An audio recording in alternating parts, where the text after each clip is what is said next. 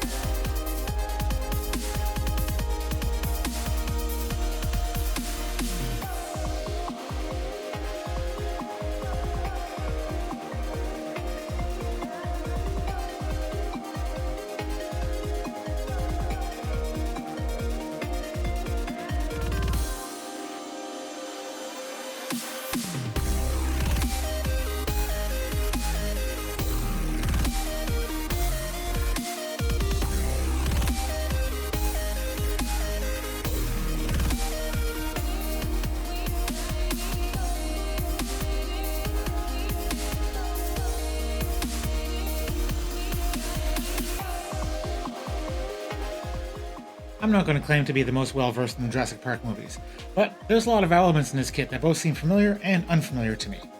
The T-Rex, floating raft, and a bunch of baby velociraptors, that's of course very familiar. But the Dino-Mech and the treasure hidden inside a lava-flowing mountain are elements that I'm not familiar with. But that's alright, not everything has to be straight out of the movies. Sometimes, it's fun to make your own adventure. And I think it's pretty clear that in this adventure, the T-Rex and the Dino-Mech are the stars of the show. So, let's start off with the Dino-Mech.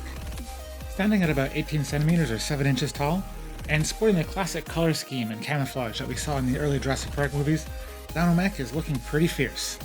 And I think it's pretty safe to say that while the design of Dino-Mech is definitely T-Rex inspired, it's definitely not a mechanized T-Rex.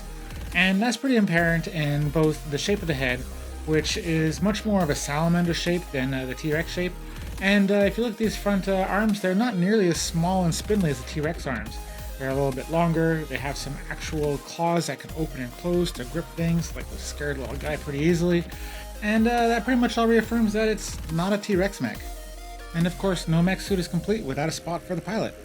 In this case, placed right here on the back, and a spot I find to be a little bit odd because he clearly can't see what's in front of him, so I'm guessing the instrument panels will show me seeing here. And the little cage just flips open to the side, making it real easy to get the minifigure in and out. And I'm also pleased to report that Dino-Mech is well balanced, able to stand stably all the way from the upright position to when he bends over to take out his next victim. Next up, we have this little mountain, which I really can't tell you too much about. It looks like it's got this lava flowing down the front of it, and when you pull it apart, a little treasure chest filled with gold and gems pops right out. And if you come around to the back side of the mountain, on the top side here, you have this little egg that's been broken open, flanked by a pair of bats. I don't know what these are about, but I'm really happy to have a pair of bat minifigures, and these are great elements to add to any imaginative story. And for the final part of the build, we have this little raft, which, not too much to see here, a pair of stud shooters facing forward, a little Jurassic Park logo on the front, and I really quite like how they used an old-fashioned steering wheel as the propeller in the back. And that brings us to the human minifigures, where we have Owen Grady, Claire Deering, Danny Niedermeyer, and Vig Hoskin. And that brings us to the 4 baby velociraptors, which honestly I found to be one of the most appealing parts of the set. Blue, Charlie, Delta, and Echo.